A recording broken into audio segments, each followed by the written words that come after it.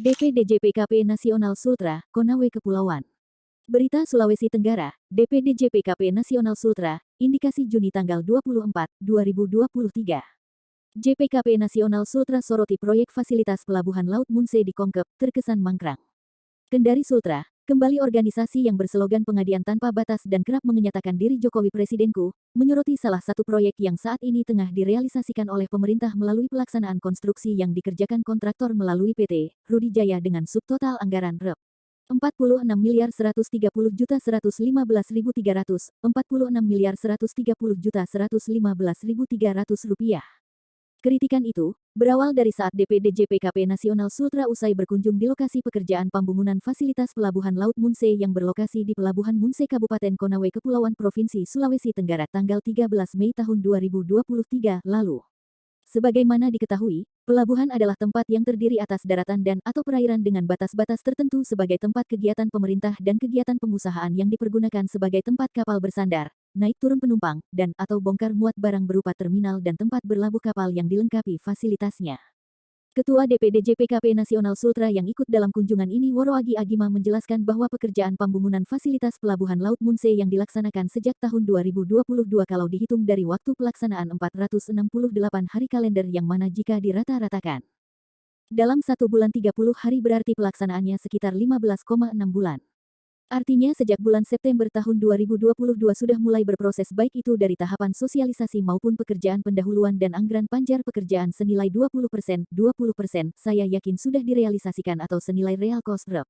8.219.547.817, 8.219.547.817 rupiah papar Woroagi. Lanjut dia, ditambahkan lagi melihat secara kasat mata peristiwa pekerjaan ini kami duga banyak terjadi ketimpangan dalam pelaksanaannya, mulai dari sedule pelaksanaan sampai dengan penggunaan material dan pada pelaksanaannya besar kemungkinan akan terjadi pekerjaan yang kualitas dan kuantitasnya diragukan. Melihat juga dari volume terlaksana terhadap bobot pekerjaan ini belum mencapai 20% sejak berjalannya kegiatan tersebut, imbuh Ketua DPD JPKPN Sultra itu ke media. Tak hanya itu, tim JPKP Nasional Sultra saat mengunjungi lokasi pekerjaan pembangunan fasilitas pelabuhan Laut Munse, Abi Fauzan, SH, merupakan salah satu asli putra daerah Kabupaten Kongkep itu yang juga sebagai sekretaris DPD JPKP Nasional Sultra dalam hal ini ikut dalam kunjungan, turut berkomentar. Sebagai putra daerah Wawoni Konawe Kepulauan sangat disayangkan apabila kegiatan proyek strategi yang masuk di daerah kami tapi terkesan asal dikerjakan, ujar Abi. Selain itu, di waktu yang sama Ketua DPD JPKP Nasional Sultra menyempatkan menyambangi Biskem Pekerja menjumpai seorang yang diduga penanggung jawab proyek yang mana ketika ditanya olehnya, memperlihatkan kesan tidak mau menjawab sejumlah pertanyaan yang dilontarkannya. Kami menilai kesan terlihat tak bersahabat, padahal saya hanya menanyakan di mana ruang direksi, papan informasi dan tanda keselamatan pekerja, karena terkesan membisu akhirnya ditinggal berlalu. Sambil tersipu, Woroagi Agima kembali menanggapi kebisuan yang diduga direksi KAT mengatakan, ya, emang pekerjaan kalau ada masalahnya ya. Gitu deh banyak diam saya belum nanya masalah teknik kalau aku nanya itu saya pastikan orang itu pastinya kabur. Ujar Woroagi mengesankan sikap oknum pekerja proyek tersebut.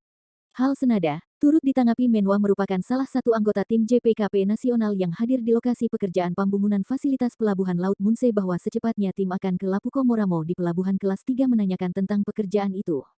Jika tidak ada penjelasan teknis secara transparansi dengan terpaksa apa yang kami duga, akan kami laporkan saja langsung ke Komisi Pemberantasan Korupsi KPK tegas Menwa. Diketahui, terkait tim JPKP Nasional Sultra dalam kunjungannya ke Konawe Kepulauan selain melihat dan bertatap muka dengan pengurus DPC JPKP Nasional Kongkep juga meluangkan waktu melihat beberapa pembangunan yang ada di Kabupaten Konawe Kepulauan sebagai bentuk komitmen mendukung program visi misi Presiden menuju Indonesia berkelanjutan. Terkait berita yang diterbitkan, media belum berhasil mendapatkan klarifikasi dari pihak direksi proyek pembangunan pembumbungan fasilitas jembatan tersebut. Namun demi keberimbangan informasi, media akan kembali melakukan upaya klarifikasi berlanjut dan akan diterbitkan pada edisi penayangan berikutnya.